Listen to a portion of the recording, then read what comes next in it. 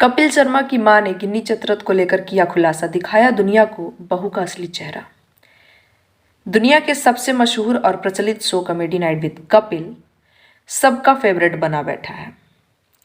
Comedy king Kapil Sharma अक्सर ही सुर्खियों में छाए रहते हैं। कभी छोटे मोटे शोज करके पैसा कमाने वाले कपिल शर्मा आज कॉमेडी की दुनिया का एक अलग नाम बन चुके हैं।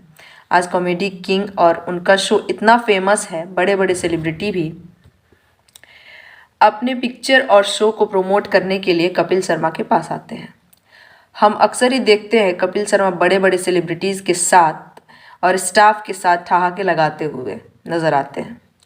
कपिल शर्मा ने शनिवार को अपने comedy show the Kapil Sharma show में बॉब बिस्वास, फिल्म के स्टार्स अभिषेक बच्चन और चित्रांगदा सिंह का स्वागत किया।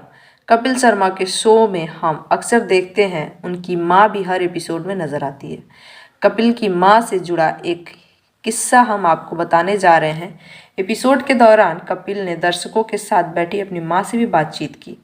अभिषेक और चित्रांगदा से अपनी मां का परिचय कराते हुए कपिल ने कहा कि वह उससे शादी करने के लिए कहती रही, लेकिन अब जब वो शादीशुदा हैं तो वो अपनी बहू गिन्नी चतरथ के साथ घर पर नहीं बैठती।